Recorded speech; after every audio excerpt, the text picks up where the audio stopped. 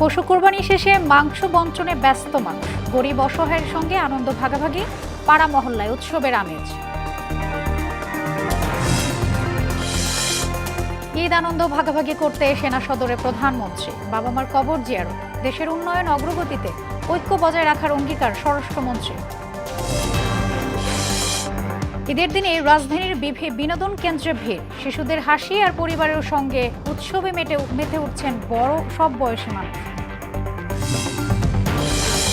এবং ৩ জেলায় সড়ক দুর্ঘটনায় নিহত ৯, আশঙ্কাজনক অবস্থায় হাসপাতালে ভর্তি কয়েকজন। ২৪ ঘন্টায় হামে আরও ৫ শিশুর মৃত্যু।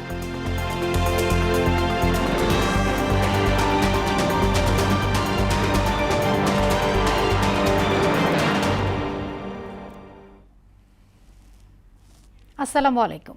পবিত্র ঈদ উল আজহার শুভেচ্ছা সবাইকে। এতক্ষণ শুনছিলেন শিরোনাম, আর পুরো সংবাদ জুড়ে আছে আমি সোনিয়া ইসলাম। এবারে জানাবো বিস্তারিত। ঈদের নামাজ শেষে পশু কোরবানির পর দুপুরে শুরু হয় মূল মাহাত্ম্য মাংস বণ্টন। এ সময় গরিব, দুঃখী ও অসহায় মানুষের সঙ্গে আনন্দ ভাগাভাগি করে নেন সবাই। সারা বছর এই দিনটির জন্য অপেক্ষায় থাকেন অনেকেই। মাংস পেয়ে খুশিতে আপ্লুত তারা। এদিকে ১২ ঘন্টার মধ্যে কুরবানির বর্জ্য অপসারণ করা হবে বলে জানিয়েছেন স্থানীয় সরকার প্রতিমন্ত্রী মীর শাহে আলম। দুপুরে রাজধানীর মিরপুরে কার্যক্রম পরিদর্শন শেষে এই কথা বলেন তিনি। নাজমুল ইসলামের প্রতিবেদন। ঈদ উল আজহার নামাজ শেষে পশু কুরবানিতে মেতে ওঠেন ধর্মপ্রাণ মানুষ। নির্দিষ্ট জায়গা ছাড়াও অলিগলি ভরে ওঠে উৎসবের আমেজে। প্রকৃত ত্যাগ মানে কেবল পশু জবাই নয়, মানুষের মনের হিংসা, অহংকার, লোভ, বিদ্বেষ ও নিষ্ঠুরতাকে কুরবানি করা। যাতে আল্লাহ তাআলা খুশি হয় এবং সন্তুষ্টি, আমরা আল্লাহ তাআলার সন্তুষ্টি অর্জন করতে পারি, এই জন্যই কোরবানি দেওয়া। কোরবানি তো বেসিক্যালি শিক্ষার জন্য, কোরবানি তো একটা স্যাক্রিফাইস। তো স্যাক্রিফাইসটা আমরা করছি আল্লাহ সন্তুষ্ট লাভের উদ্দেশ্যে। মানে মনের পশুটাকে আমরা আসলে কোরবানি দিয়ে ফেলি আজকের দিনে। কোরবানি হচ্ছে, পশু হচ্ছে একটা রূপকথা আমরা ব্যবহার করি। কুরবানির পর শুরু হয় মাংস কাটাকাটির কাজ। এতে অংশ নেন মৌসুমি, পেশাদার, অপেশাদার, কসাই সহ পরিবারের সব বয়সী মানুষ। দুপুরের পর আসে কুরবানির মূল মাহাত্ম্য মাংস বণ্টন পর্ব। এ সময় গরিব, দুঃখী ও অসহায় মানুষের সঙ্গে আনন্দ ভাগাভাগি করে নেন সবাই। আল্লাহ আমাদেরকে দিচ্ছে, আমরা গরিবদেরকে দেওয়ার চেষ্টা করতেছি, যতটা পারতেছি দিচ্ছি। যতটুকু আর কি আমাদের সামর্থ্য অনুযায়ী আমরা কোরবানি দিচ্ছি এবং গরিবের যত দিতে পারছি, যে আলহামদুলিল্লাহ আল্লাহ যাতে আর কি সামনে বাড়ার তৌফিক দেয়, যাতে ভালো দিতে পারি। সারা বছর এই দিনটির জন্য অপেক্ষা করে থাকেন অনেকেই। মাংস পেয়ে খুশিতে আপ্লুত তারা। ধর্মীয় রীতি অনুযায়ী শুক্র ও শনিবারও কুরবানির চলবে দেশ জুড়ে। এই যে সকালতে হাঁটতেছি গোশের জন্য, কেউ দেয় না, নেই, এই আর কি করব। সারা বছর পর একবার কুরবানি হবে, আমরা যাব, সবাই দেবে, একান্ত দেখুন, তারাও খাবে, আমরাও খাবো। এদিকে ১২ ঘন্টার মধ্যে বর্জ্য অপসারণ করা হবে বলে জানিয়েছেন স্থানীয় সরকার প্রতিমন্ত্রী মীর শাহে আলম। দুপুরে রাজধানীর মিরপুরে কার্যক্রম পরিদর্শন শেষে একথা বলেন তিনি। এই মুহূর্ত থেকে একসাথেই এই বর্জ্য উত্তোলন পরিষ্কারের কাজ শুরু হলো।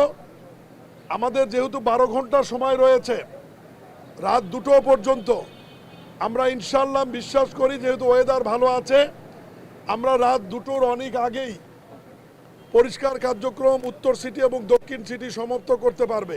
তবে ৭২ ঘন্টা পর্যন্ত বর্জ্য অপসারণের কাজ চলবে বলে জানান ডিএনসিসির প্রশাসক শফিকুল ইসলাম। ৭২ ঘন্টার ঢাকা উত্তর সিটি কর্পোরেশনের পক্ষ থেকে বর্জ্যকে অপসারণ করার জন্য একটা অ্যাকশন প্ল্যান করা হয়েছে। নাজমুল ইসলাম, মোহনা সংবাদ, ঢাকা।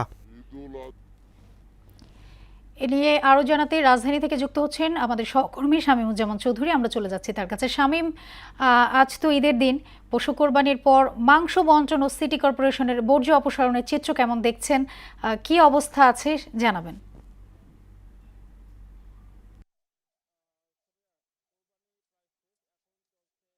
পশুর যে বর্জ্য, সে বর্জ্য অপসারণের কাজ আমরা সকাল থেকে ঢাকা উত্তর এবং দক্ষিণ সিটি কর্পোরেশনের বিভিন্ন স্থান ঘুরে এখন এই মুহূর্তে এসেছি মিরপুরে। তো এখানে দেখেছি যে বর্জ্য অপসারণের কাজ কিন্তু চলছে এবং একটি ট্রাক ভর্তি হওয়ার পরে আরেকটি ট্রাক কিন্তু খালি ট্রাক আসছে। অর্থাৎ সিটি কর্পোরেশনের যে প্রশাসক, যিনি শফিকুল ইসলাম, তিনি সকালে সাংবাদিকদের ব্রিফ করেছেন এবং তিনি বলেছেন যে ১২ ঘন্টার মধ্যেই যে সিটি কর্পোরেশনের বর্জ্য, সেটি অপসারণের কাজ শেষ হবে। অর্থাৎ দুপুর ২টায় কিন্তু বর্জ্য অপসারণ শুরু হয়। সেই হিসাবে আমরা ধরে নিতেই পারি যে রাত ২টার দিকে বর্জ্য অপসারণের কাজ শেষ হবে এবং এই একযোগে কিন্তু টানা ৩ দিন সিটি কর্পোরেশনের কর্মীরা বর্জ্য অপসারণের কাজে নিয়োজিত থাকবেন। এবং আপনাকে যদি একটু সিটি কর্পোরেশন তথ্য জানিয়ে রাখতে চাই, সেটি হচ্ছে যে এখন পর্যন্ত সিটি কর্পোরেশনে ঢাকা উত্তর এবং দক্ষিণ সিটি কর্পোরেশন মিলে প্রায় 32 থেকে 33 হাজার বর্জ্য অপসারণ পরিচ্ছন্নতা কর্মী কাজ করছে। এবং শুধু উত্তর সিটি কর্পোরেশনে কিন্তু 16,000 পরিচ্ছন্নতা কর্মী এবং 752টি ভারী যানবাহন কিন্তু একযোগে কাজ করছে। এবং সিটি কর্পোরেশনের প্রশাসক তিনি বলেছেন সেটি হচ্ছে যে কোরবানি পশুর বর্জ্য আহ্বান জানিয়েছেন যে যারা কোরবানি দিচ্ছেন তাদের কোরবানি পশুর বর্জ্যগুলো পলিব্যাগে করে ভরে নির্দিষ্ট স্থানে রাখা হয়, তাহলে বর্জ্য অপসারণ কার্যক্রমে বেগ পেতে হবে না। এছাড়া তিনি 72 ঘন্টার একটি সমন্বিত পরিকল্পনা এবং অ্যাকশন প্ল্যান তিনি কিন্তু দিয়েছেন। এবং এই আজকে যে বর্জ্য আছে কোরবানির পশু, সেই বর্জ্যগুলো কিন্তু আগামী 72 ঘন্টার মধ্যেই পরিষ্কার একটি তিনি পরিকল্পনা দিয়েছেন। এবং এখন যদি বলি যে সিটি কর্পোরেশনে কিন্তু 736টি ট্রিপের মাধ্যমে কিন্তু এখন পর্যন্ত 152 টন যে কোরবানির পশুর বর্জ্য, সেই বর্জ্য কিন্তু এখন পর্যন্ত অপসারণ করা হয়েছে, আমরা সিটি কর্পোরেশন সূত্রে জানতে পেরেছি। এবং বাকি যে বর্জ্যগুলো আছে প্রায় 16,000 কর্মী কিন্তু ঢাকা উত্তর সিটি কর্পোরেশনে বিভিন্ন স্পটে কাজ করছে। এবং আগামী এখন থেকে রাত 2টার মধ্যে কিন্তু এই আজকে যে বর্জ্য সে বর্জ্যগুলো অপসারণের কাজ করবে। এবং আগামীকাল এবং পরশু কিন্তু সিটি কর্পোরেশনের কর্মীরা বর্জ্য অপসারণের কাজে। শামীম, আপনাকে ধন্যবাদ। এর আগে রাজধানীর জাতীয় ঈদগাহ ময়দানে সকাল 7:30টায় অনুষ্ঠিত হয় দেশের প্রধান ঈদের জামাত। অংশ নেন রাষ্ট্রপতি মোহাম্মদ শাহাবুদ্দিন ও প্রধানমন্ত্রী তারেক রহমান। এছাড়াও প্রধান বিচারপতি, মন্ত্রিপরিষদের সদস্য, সংসদ সদস্য, কূটনীতিক সহ বিভিন্ন শ্রেণী পেশার মানুষও জামাতে অংশ নেন। নামাজ শেষে দেশ, জাতি ও মুসলিম উম্মাহর শান্তি কামনা করে বিশেষ মোনাজাত করা হয়। তানজিদ ভাইয়ের প্রতিবেদন। ঈদের নামাজ আদায় করতে ভোর থেকেই দলে দলে মুসল্লিরা কঠোর নিরাপত্তা বেষ্টনীর মধ্য দিয়ে দীর্ঘ লাইনে দাঁড়িয়ে জাতীয় ঈদগাহে প্রবেশ করেন। অংশ নেন রাষ্ট্রপতি মোহাম্মদ শাহাবুদ্দিন ও প্রধানমন্ত্রী তারেক রহমান। এছাড়াও প্রধান বিচারপতি, মন্ত্রী পরিষদের সদস্য, সংসদ সদস্য, কূটনীতিক সহ বিভিন্ন শ্রেণী পেশার মানুষ জামাতে অংশ নেন। বৃহস্পতিবার সকাল বাড়ার সঙ্গে সঙ্গে মুসল্লিদের পদচারণায় কানায় কানায় পূর্ণ হয়ে ওঠে জাতীয় ঈদগাহ ময়দান। আইনশৃঙ্খলা বাহিনীর সদস্যরা তল্লাশি ও নিরাপত্তা নিশ্চিত করে মুসল্লিদের ভেতরে প্রবেশ করান। ঈদের প্রধান জামাতে অংশ নিতে নানা বয়সী মানুষের ঢল নামে। ধর্মীয় আবহ, কঠোর নিরাপত্তা ও মিলন মেলার অনন্য পরিবেশে মুখর হয়ে ওঠে জাতীয় ঈদগাহ ময়দান। প্রধান জামাতে ইমামতি করেন বায়তুল মোকাররম জাতীয় মসজিদের খতিব মুফতি মোহাম্মদ আব্দুল মালেক। বিকল্প ইমাম হিসেবে দায়িত্বে ছিলেন ইসলামিক ফাউন্ডেশনের মুফাসসির ডক্টর মাওলানা মোহাম্মদ আবু সালে পাটোয়ারি। নামাজ শেষে দেশ, জাতি ও মুসলিম উম্মার শান্তি, সমৃদ্ধি এবং কল্যাণ কামনা করে বিশেষ মোনাজাত করা হয়। এতে অংশ নেন রাষ্ট্রপতি মোহাম্মদ শাহাবুদ্দিন ও প্রধানমন্ত্রী তারেক রহমান, মন্ত্রী পরিষদের সদস্য সহ সিটি কর্পোরেশনের প্রশাসক। জামাত শেষে সাধারণ মুসল্লিদের সঙ্গে ঈদ শুভেচ্ছা বিনিময় করেন প্রধানমন্ত্রী তারেক রহমান। ঈদুল আজহার আত্মত্যাগ, সহমর্মিতা এবং মহান আল্লাহ তাআলার প্রতি নিঃস্বার্থ আত্মত্যাগ এক মহিমান্বিত শিক্ষা। ত্যাগের মহিমায় উদ্ভাসিত হয়ে এই ঈদ উৎসব সবার জীবনে বয়ে নিয়ে আসুক অনাবিল সুখ, শান্তি এবং সমৃদ্ধি। জাতীয় ঈদগাহ থেকে তানজিদ ভুইয়া, মোহনা সংবাদ, ঢাকা। ঈদের আনন্দ ভাগাভাগি করতে সেনা সদস্যদের সঙ্গে শুভেচ্ছা বিনিময় করলেন প্রধানমন্ত্রী তারেক রহমান। এজন্য দুপুরে ঢাকা সেনানিবাসে আসেন সরকার প্রধান। ঈদ শুভেচ্ছা বিনিময়ের পরে তিনি বনানী সামরিক কবরস্থানে যান। সেখানে বিডিআর বিদ্রোহে নিহত সেনা কর্মকর্তাদের কবর জিয়ারত করেন এবং তাদের আত্মার মাগফিরাত কামনা করে বিশেষ মোনাজাতে অংশ নেন। তার সঙ্গে সহধর্মিণী জুবাইদা রহমান উপস্থিত ছিলেন। পবিত্র ঈদুল আজহার দিন শহীদ রাষ্ট্রপতি জিয়াউর রহমান ও সাবেক প্রধানমন্ত্রী বেগম খালেদা জিয়ার কবর জিয়ারত করেন প্রধানমন্ত্রী তারেক রহমান। দেশবাসী সহ সারা পৃথিবীর মুসলিম উম্মাহকে ঈদের শুভেচ্ছা জানিয়েছেন প্রধানমন্ত্রী। পরে সাংবাদিকদের বিএনপির স্থায়ী কমিটির সদস্য ও স্বরাষ্ট্রমন্ত্রী জানান, সবার শান্তি, সমৃদ্ধি আর দেশের উন্নয়ন অগ্রগতির জন্য দোয়া করেন প্রধানমন্ত্রী। তানজিদ ভাইয়ের প্রতিবেদন।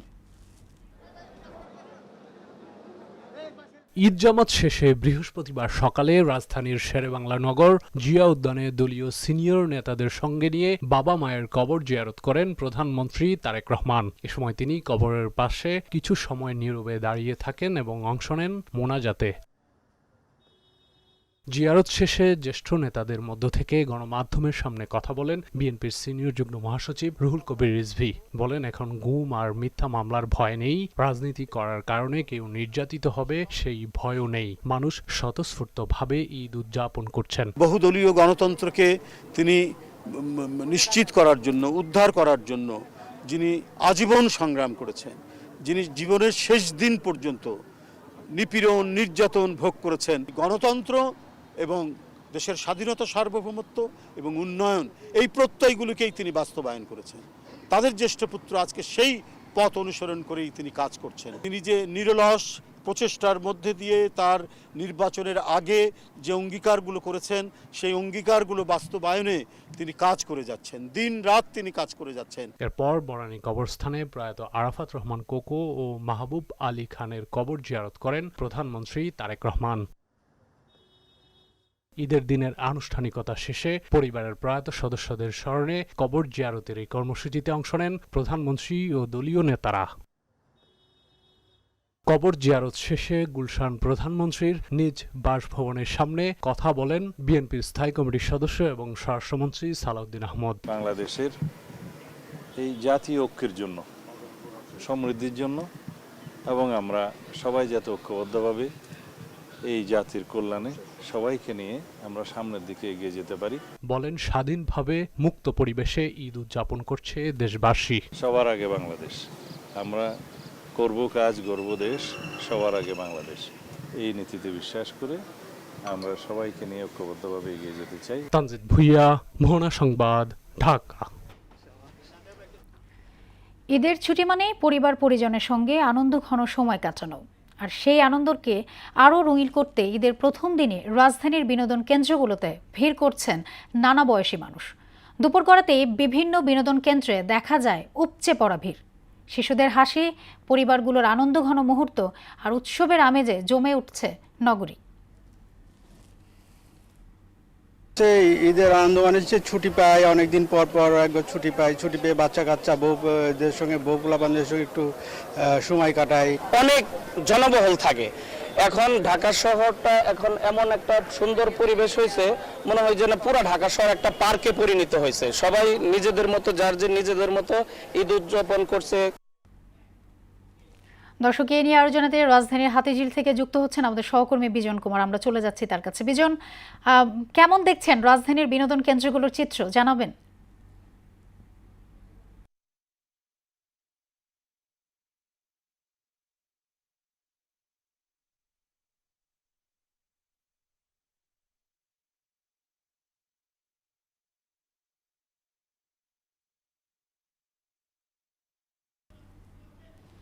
বিজন, আপনি কি শুনতে পাচ্ছেন? দর্শক, সংযোগটি পরেই কিন্তু এই দর্শনার্থীরা বেরিয়ে পড়েছেন একেবারে বিনোদন কেন্দ্রগুলোতে। একেবারে উপচে পড়া ভিড় আমরা লক্ষ্য।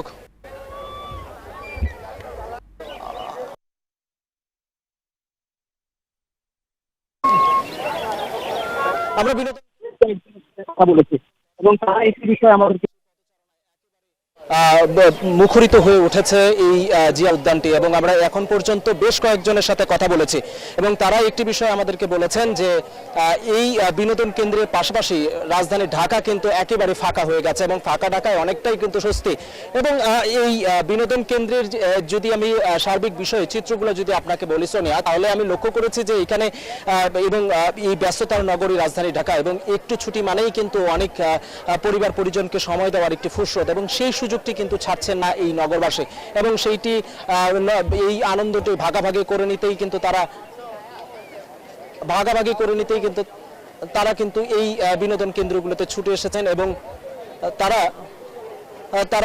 তারা কিন্তু ঘুরে ফিরছেন এবং ঈদের আনন্দটিকে ভাগাভাগি করে নিচ্ছেন, এবং এই আমেজটি আরো কয়েকদিন কিন্তু থাকবে। সোনিয়া, এই ছিল সর্বশেষ চিত্র। বিজন, আপনাকে ধন্যবাদ। তিন জেলায় সড়ক দুর্ঘটনায় 9 জন নিহত হয়েছে। গোপালগঞ্জে ঢাকা খুলনা মহাসড়কে বাস মোটরসাইকেল সংঘর্ষে 5 জন নিহত হয়েছেন। এদিকে পটুয়াখালীতে ইজি বাইকের সঙ্গে মোটরসাইকেলের সংঘর্ষে মোটরসাইকেলের 2 আরোহী নিহত হয়েছেন। অন্যদিকে ফরিদপুরের ভাঙ্গায় ঢাকা বরিশাল মহাসড়কে 2 মোটরসাইকেলের মুখোমুখি সংঘর্ষে 2 যুবক নিহত হয়েছেন। প্রতিনিধিদের পাঠানো তথ্যে আরও জানাচ্ছেন মাহমুদ আক্তার। গোপালগঞ্জে ঢাকা খুলনা মহাসড়কের বেদগ্রামে বাস ও মোটরসাইকেলের মুখোমুখি সংঘর্ষে 5 জন নিহত হয়েছে। এই ঘটনায় আহত হয়েছে অন্তত 20 জন। দুপুরে পিরোজপুরগামী দোলা পরিবহনের একটি বাসের সঙ্গে বিপরীত দিক থেকে আসা মোটরসাইকেলের সঙ্গে সংঘর্ষ হয়। নিয়ন্ত্রণ হারিয়ে বাসটি সড়কের উপরেই উল্টে যায়। এতে ঘটনাস্থলেই বাস ও মোটরসাইকেলের 5 জন আরোহী নিহত হয়। তাৎক্ষণিকভাবে নিহতদের পরিচয় জানা যায়নি। আহতদের উদ্ধার করে হাসপাতালে ভর্তি করা হয়েছে। এদিকে পটুয়াখালীতে ইজি বাইকের সঙ্গে মোটরসাইকেলের সংঘর্ষে 2 আরোহী নিহত হয়েছে। দুপুর 1টার দিকে জেলার গলাচিপায় এই দুর্ঘটনা ঘটে। অন্যদিকে ফরিদপুরের ভাঙ্গায় ঢাকা বরিশাল মহাসড়কের পূর্ব সদরদি নামক স্থানে 2 মোটরসাইকেলের মুখোমুখি সংঘর্ষে 2 যুবক নিহত হয়েছে। এসব ঘটনায় আহত কয়েকজনের অবস্থা আশঙ্কাজনক। তাদেরকে হাসপাতালে ভর্তি করা হয়েছে। এতে বাড়তে পারে হতাহত সংখ্যা। মাহমুদ আক্তার, মোহনা সংবাদ। 24 ঘন্টায় হাম ও উপসর্গে আরও 5 শিশুর মৃত্যু হয়েছে। এ সময় আক্রান্ত হয়েছে 877টি শিশু। 15 মার্চ থেকে এখন পর্যন্ত সারা দেশে হাম ও হামের উপসর্গ নিয়ে মোট 565টি শিশু মারা গেছে। 24 ঘন্টায় 51টি শিশু হামে আক্রান্ত হয়েছে ও 725টি শিশু নতুন করে হাসপাতালে ভর্তি হয়েছে। আর সুস্থ হয়ে বাড়ি ফিরেছে 1023টি শিশু। স্বাস্থ্য অধিদপ্তরে হাম বিষয়ক হালনাগাদ প্রতিবেদন থেকে এই তথ্য জানা যায়। ঈদের আনন্দে যখন উৎসব মুখর পুরো দেশ, ঠিক তখনই হাসপাতালে শয্যায় দিন কাটছে অসংখ্য রোগীর। অসুস্থতা, দুশ্চিন্তা আর অনিশ্চয়তার ভেতরে তাদের ঈদের আনন্দ অনেকটাই ম্লান। তবে এমন সময়েও রোগীদের পাশে দাঁড়িয়েছে হাসপাতাল কর্তৃপক্ষ। বাংলাদেশ মেডিকেল বিশ্ববিদ্যালয়ের উপাচার্য অধ্যাপক ডক্টর FM সিদ্দিকী ঈদের দিন হাসপাতালে ভর্তি রোগীদের খোঁজ খবর নেন, কথা বলেন তাদের স্বজনদের সঙ্গে এবং রোগীদের মাঝে বিতরণ করেন বিশেষ খাবার। মনিরুল ইসলামের প্রতিবেদন। শরীয়তপুর থেকে এসেছেন সৌরভ মাতবর। নানান জটিল রোগের এই বৃদ্ধর ঠিকানা এখন হাসপাতালের বেড। আল্লাহ যে হালে রাখছে শুকর আদায় করি, এরপর একটু কষ্ট। বৃদ্ধ সৌরভের মতোই অসংখ্য মানুষের ঈদ কাটছে হাসপাতালের বেডে। কারো অপারেশন হয়েছে, কেউ দীর্ঘদিন ধরে জটিল রোগে চিকিৎসাধীন আছেন স্বজনরাও। তবু তাদের মধ্যে নেই কোনো অভিযোগ কিংবা কষ্ট। কি করার, নিয়তির খেলা সব। বাড়ি নিয়ে যান, একটা সমস্যা হইতেই পারে, তাহলে কষ্ট হলে থেকে যান। এর চেয়ে তো বিপদ আল্লাহ দিতে পারতো না। আল্লাহ ফন্দ দিচ্ছে, আল্লাহ কাছে আলহামদুলিল্লাহ। ঈদটা অন্যরকম, কারণ হচ্ছে আমার ছোট ভাই অসুস্থ। যদি অসুস্থ না থাকতো হয়তো আমরা এই বাড়িতে থাকতাম, সবার সাথে ঈদ উদযাপন করতাম। হাসপাতালের করিডোর জুড়ে ছিল অন্যরকম এক আবহ। সেবার কমতি রাখছেন না দায়িত্বরত সেবিকারাও। ঈদের দিনে তাই তো আনন্দ চিত্তেই দায়িত্ব পালন করছেন তারা। ঈদের দিন যেহেতু এখানে আছে, অবশ্যই তাদের খুব মন খারাপ হচ্ছে, বাসার কথা মনে পড়ছে, আমাদের সাথে ঈদ কাটাচ্ছে। আমরাও চেষ্টা করি যে আমাদের ব্যবহারে অন্তত তারা যেন কষ্ট না পায়, ভালোভাবে কাজ করার চেষ্টা করি। এমন বাস্তবতায় ঈদের দিন রোগীদের খোঁজ খবর নিয়েছেন বাংলাদেশ মেডিকেল বিশ্ববিদ্যালয়ের উপাচার্য অধ্যাপক ডাক্তার FM সিদ্দিকী। কথা বলেন স্বজনদের সঙ্গে। এ সময় তিনি রোগীদের হাতে তুলে দেন ঈদের বিশেষ খাবার। রোগীরা আছে যাদের আত্মীয় স্বজন অনেকেই হয়তো পাশে নেই, তো আমরা সেজন্য এসেছি এখানে। এটা একটা অন্য বিশেষ ধরনের অনুভূতি, যেটা চিকিৎসক হিসাবে বা এই মেডিকেল ইউনিভার্সিটির ভিসি হিসাবে আমার কাছে একটা অনন্য অনুভূতি। একটু সহমর্মিতা, একটুখানি মানবিক স্পর্শ কষ্টের মাঝেও দিতে পারে স্বস্তির অনুভূতি, যা সমাজের সর্বস্তরে ছড়িয়ে দেওয়ার আহ্বান জানান ডাক্তার FM সিদ্দিকী। আমার রোগীরা, আমার কর্মকর্তা কর্মচারীরা বুঝতে পারে যে আমরা সবাই একসাথেই আছি, একসাথেই হাসপাতালে, এই মেডিকেল ইউনিভার্সিটিতে আমরা একটা সেবামূলক কাজ করে যাচ্ছি। মনিরুল ইসলাম, মোহনা সংবাদ, ঢাকা। মোহনা টেলিভিশনের প্রয়াত ব্যবস্থাপনা পরিচালক আলহাজ জিয়াউদ্দিন আহমদ মজুমদারের নবম মৃত্যুবার্ষিকী আজ। 2017 সালের এই দিনে মাত্র 38 বছর বয়সে পৃথিবীর মায়া ত্যাগ করে পরকালে পাড়ি জমান তিনি। মৃত্যুবার্ষিকীতে জিয়াউদ্দিন আহমদ মজুমদারকে শ্রদ্ধা ভরে স্মরণ করছে মোহনা পরিবার। আরও জানাচ্ছেন শামীমুজ্জামান চৌধুরী। জিয়াউদ্দিন আহমেদ মজুমদার সাবেক শিল্প প্রতিমন্ত্রী আলহাজ কামাল আহমেদ মজুমদারের বড় ছেলে, দায়িত্বে ছিলেন মোহনা টেলিভিশনের ব্যবস্থাপনা পরিচালকের। তার স্বপ্ন ছিল আকাশ ছোঁয়া। মোহনাকে দেখতে চেয়েছিলেন অন্যতম জনপ্রিয় টিভি চ্যানেল হিসাবে। দর্শক জনপ্রিয়তার শীর্ষে পৌঁছানোর লক্ষ্যে এগিয়ে যাচ্ছিলেন দৃঢ়তার সঙ্গে। মালিক শ্রমিক নয়, প্রতিষ্ঠানের কর্মকর্তা কর্মচারীদের ভাবতেন সহকর্মী। সংবাদ কিংবা অনুষ্ঠানমালা কিভাবে আরও ভালো করা যায় সে বিষয়ে দিক নির্দেশনার পাশাপাশি দিতেন নানা পরামর্শ। বাবা আলহাজ কামাল আহমেদ মজুমদার ছিলেন তার আদর্শ। ভীষণ রকমের ভালোবাসতেন মা এবং ভাই বোনদের। হৃদয় জুড়ে ছিল একমাত্র মেয়ে মালিহার বসবাস। আদর করে তাকে ডাকতেন প্রিন্সেস। মেয়ের মতো স্ত্রীকেও কম ভালোবাসতেন না। মাত্র ৩৮ বছরের জীবন তার, অথচ এর মাঝেই উদারতা, বিচক্ষণতা আর ভালোবাসার বন্ধনে ঋণী করে যান আপনজন সহ বহু মানুষকে। মৃত্যু বার্ষিকীতে মোহনা টেলিভিশন পরিবারের পক্ষ থেকে আলহাজ জিয়াউদ্দিন আহমেদকে গভীর শ্রদ্ধা। শামীমুজ্জামান চৌধুরী, মোহনা সংবাদ। অবৈধভাবে যেন ভারত থেকে পুষি না করা হয় এবং কোরবানির পশুর চামড়া পাচার ও মাদক চোরাচালান রোধে বিজিবি সীমান্তে তৎপরতা বাড়ানো হয়েছে বলে জানান বিজিবির ২৫ ব্যাটালিয়নের অধিনায়ক লেফটেন্যান্ট কর্নেল জব্বার আহমেদ। সকাল থেকেই আখাউড়া উপজেলার বিভিন্ন সীমান্ত এলাকা পরিদর্শন করে বিজিবি সদস্যদের বিভিন্ন দিক নির্দেশনা প্রদান করেন তিনি।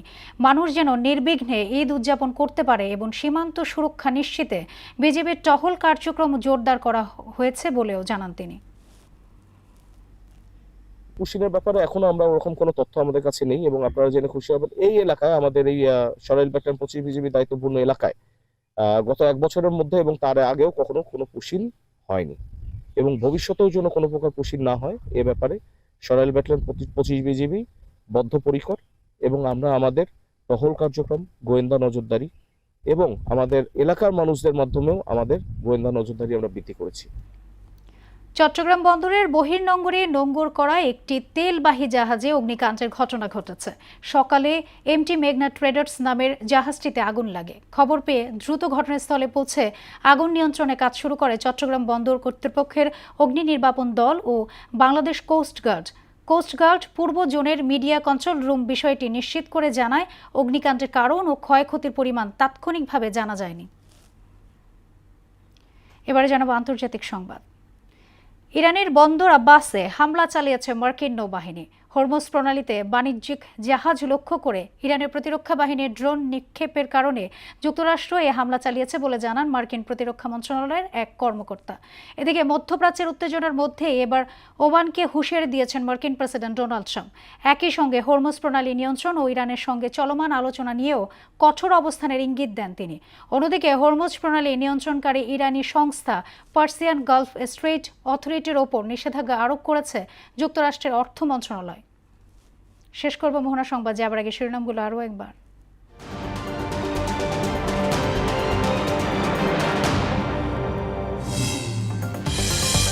পশু কোরবানি শেষে মাংস বণ্টনে ব্যস্ত মানুষ। গরিব অসহায়ের সঙ্গে আনন্দ ভাগাভাগি, পাড়া মহল্লায় উৎসবের আমেজ। ঈদ আনন্দ ভাগাভাগি করতে সেনা সদরে প্রধানমন্ত্রী। বাবা মার কবর জিয়ারত, দেশের উন্নয়ন অগ্রগতিতে ঐক্য বজায় রাখার অঙ্গীকার স্বরাষ্ট্রমন্ত্রী। ঈদের দিনে রাজধানীর বিনোদন কেন্দ্রে ভিড়। শিশুদের হাসি আর পরিবারের সঙ্গে উৎসবে মেতে উঠছেন সব বয়সী মানুষ। এবং ৩ জেলায় সড়ক দুর্ঘটনায় নিহত ৯। আশঙ্কাজনক অবস্থায় হাসপাতালে ভর্তি কয়েকজন। ২৪ ঘন্টায় হামে আরও ৫ শিশুর মৃত্যু।